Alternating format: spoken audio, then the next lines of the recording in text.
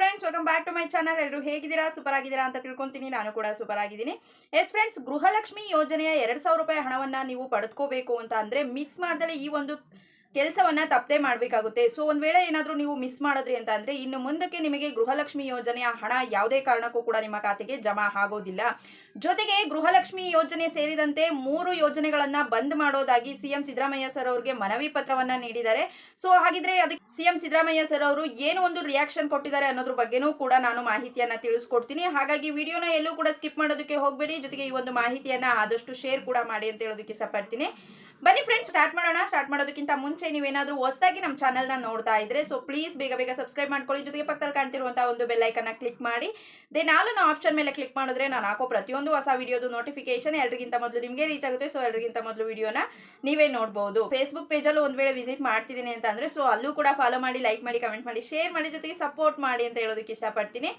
S friends, ಇವಾಗ ಮೊದಲನೇದಾಗಿ ಗೃಹಲಕ್ಷ್ಮಿ ಯೋಜನೆಯ ಒಂದು 2,000 ರೂಪಾಯಿ ಹಣವನ್ನು ನೀವು ಪಡೆದುಕೋಬೇಕು ಅಂತ ಅನ್ನೋದಾದರೆ ಈ ಒಂದು ಕೆಲಸವನ್ನು ಮಿಸ್ ಮಾಡದೆ ಮಾಡಿ ಅಂತ ಹೇಳಿದೆ. ಸೊ ಅದಕ್ಕಿಂತ ಮುಂಚೆ ಇವಾಗ ಗೃಹಲಕ್ಷ್ಮಿ ಯೋಜನೆ ಆಗಿರ್ಬೋದು, ಶಕ್ತಿ ಯೋಜನೆ ಆಗಿರ್ಬೋದು, ಅಥವಾ ಗೃಹ ಜ್ಯೋತಿ ಆಗಿರ್ಬೋದು, ಅನ್ನಭಾಗ್ಯ ಯೋಜನೆ ಆಗಿರ್ಬೋದು, ಯುವ ನಿಧಿ ಯೋಜನೆ ಆಗಿರ್ಬೋದು, ಈ ಒಂದು 5 ಯೋಜನೆಗಳಲ್ಲಿ 3 ಯೋಜನೆಗಳನ್ನು ನೀವು ಕ್ಯಾನ್ಸಲ್ ಮಾಡಲೇಬೇಕು ಅಂತ ಸಿಎಂ ಸಿದ್ದರಾಮಯ್ಯ ಸರ್ ಅವ್ರಿಗೆ ಮನವಿ ಪತ್ರವನ್ನು ಕೊಟ್ಟಿದ್ದಾರೆ ಅಂತಲೇ ಹೇಳ್ಬೋದು. ಸೊ ಹಾಗಿದ್ರೆ ಯಾರು ಕೊಟ್ಟಿರೋದು, ಏನು ಕಾರಣಕ್ಕಾಗಿ ಕೊಟ್ಟಿದ್ದಾರೆ ಅಂತ ನಿಮ್ಮೆಲ್ರಿಗೂ ಕೂಡ ಗೊತ್ತೇ ಇದೆ. ಲಾಸ್ಟ್ ವಿಡಿಯೋದಲ್ಲಿ ತಿಳಿಸ್ಕೊಟ್ಟಿದ್ದೀನಿ. ಇವಾಗ ಸಡನ್ಲಿ ಏನು ಮಾಡಿದ್ರು, ಪೆಟ್ರೋಲ್ ಡೀಸೆಲ್ ರೇಟನ್ನು ಜಾಸ್ತಿ ಮಾಡಿದ್ರು. ಸೊ ಅನ್ಎಕ್ಸ್ಪೆಕ್ಟೆಡ್ ಆಗಿ ಸಡನ್ಲಿ ಜಾಸ್ತಿ ಮಾಡಿದ್ರು. ಸೊ ಇದಕ್ಕೆ ಹಲವಾರು ಜನ ಏನು ಮಾತಾಡ್ಕೊಳ್ತಿದ್ದಾರೆ ಅಂತ ಅಂದರೆ ಲೋಕಸಭಾ ಚುನಾವಣೆ ಎಲೆಕ್ಷನ್ ಅಲ್ಲಿ ವಿನ್ ಆಗಲಿಲ್ಲ. ಸೊ ಹಾಗಾಗಿ ಈ ರೇಟನ್ನು ಒಂದು ಜಾಸ್ತಿ ಮಾಡಿ ಜನರ ಮೇಲೆ ಕೋಪವನ್ನು ತೀರಿಸ್ಕೊಳ್ತಾ ಇದ್ದಾರೆ ಅಂತ ಬಿಜೆಪಿ ಶಾಸಕರಾಗಿರುವಂತಹ ಆರ್ ಅಶೋಕ್ ಸರ್ ಆಗಿರ್ಬೋದು, ಇನ್ನಿತರ ಆಗಿರ್ಬೋದು ತುಂಬಾನೇ ಮಾತಾಡ್ತಾ ಇದ್ದಾರೆ ಅಂತಾನೆ ಹೇಳ್ಬೋದು. ಸೊ ಹಾಗಾಗಿ 3 ಯೋಜನೆಗಳನ್ನ ನೀವು ಸ್ಟಾಪ್ ಮಾಡಿ ಅಂತ ಮನವಿ ಪತ್ರ ಕೂಡ ಸಲ್ಲಿಸಿದ್ದಾರೆ ಅಂತಾನೆ ಹೇಳ್ಬೋದು. ಸೊ ಇದಕ್ಕೆ ನಮ್ಮ ಸಿಎಂ ಸಿದ್ದರಾಮಯ್ಯ ಸರ್ ಅವರು ಏನ್ ತಿಳಿಸ್ಕೊಟ್ಟಿದ್ದಾರೆ ಅಂತ ನೋಡೋದಾದ್ರೆ ಸಿಎಂ ಸಿದ್ದರಾಮಯ್ಯ ಸರ್ ಅವರೇ ಪೋಸ್ಟ್ ಅನ್ನ ಮಾಡಿದ್ದಾರೆ. ತಿಳಿಸ್ಕೊಡ್ತೀನಿ ನೋಡಿ. ರಾಜ್ಯದಲ್ಲಿ 5 ಗ್ಯಾರಂಟಿಗಳು ಕೂಡ ಮುಂದುವರಿಯಲಿದೆ. ಸೊ ಈ ಬಗ್ಗೆ ಯಾವುದೇ ಅನುಮಾನಗಳು ಬೇಡ. ಅವು ಬಡವರಿಗೆ ಶಕ್ತಿ ತುಂಬುವ ಕಾರ್ಯಕ್ರಮ ಆಗಿರುವುದರಿಂದ ಈ ಕಾರ್ಯಕ್ರಮಗಳನ್ನು ನಾವು ನಿಲ್ಲಿಸುವ ಪ್ರಶ್ನೆಯೇ ಇಲ್ಲ ಅಂತ ಹೇಳಿದ್ದಾರೆ. ಇದ್ರ ಜೊತೆಗೆ ಈ ಬಾರಿ ಲೋಕಸಭೆಯಲ್ಲಿ 1 ಸ್ಥಾನದಿಂದ 9 ಸ್ಥಾನಗಳನ್ನ ಪಡೆದಿದ್ದೇವೆ. ನಮ್ಮ ನಿರೀಕ್ಷೆಯಷ್ಟು ಫಲಿತಾಂಶ ಬಂದಿಲ್ಲ. 1ರಿಂದ 9 ಸ್ಥಾನಕ್ಕೆ ಏರಿದ್ದೇವೆ. ಸೊ ಹಾಗಾಗಿ ಕಳೆದ ಬಾರಿಗಿಂತ 13% ಹೆಚ್ಚು ಮತಗಳ ಹಂಚಿಕೆ ನಮ್ಮ ಪರವಾಗಿದೆ. ಹಾಗೆಂದು ನಮ್ಮ ಬೆನ್ನು ತಟ್ಟಿಕೊಳ್ಳುತ್ತಿಲ್ಲ. ನಮ್ಮ ಫಲಿತಾಂಶ ಕಳೆದ ಬಾರಿಗಿಂತ ಉತ್ತಮವಾಗಿದೆ. ಆದರೆ ನಿರೀಕ್ಷೆಯಂತೆ ಆಗಿಲ್ಲ. ಆದರೂ ಕೂಡ ನಾವು ಏನು ಮಾಡಿದ್ದೀವಿ, ಇವಾಗ 1 ಸ್ಥಾನ ಪಡೆದುಕೊಂಡಿದ್ದವರು 9 ಸ್ಥಾನವನ್ನು ಪಡೆದುಕೊಂಡಿದ್ದೀವಿ.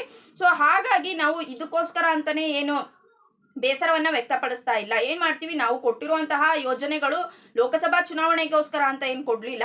ಸೊ ಹಾಗಾಗಿ ನಾವು ಈ ಒಂದು ಯೋಜನೆಗಳನ್ನು ಕಂಟಿನ್ಯೂ ಮಾಡ್ಕೊಂಡು ಹೋಗ್ತೀವಿ ಅನ್ನೋದ್ರ ಬಗ್ಗೆ ಸ್ಪಷ್ಟನೆಯನ್ನು ಕೊಟ್ಟಿದ್ದಾರೆ ಅಂತಲೇ ಹೇಳ್ಬೋದು. ಸೊ ಮನವಿ ಪತ್ರವನ್ನು ಕೊಟ್ಟಿದ್ರೂ ಕೂಡ ಈ ರೀತಿ ಅವರು ಹೇಳಿದ್ದಾರೆ, ನಾವು ಎಲ್ಲ ಯೋಜನೆಗಳನ್ನು ಮುಂದುವರಿಸ್ತೀವಿ ಅಂತ.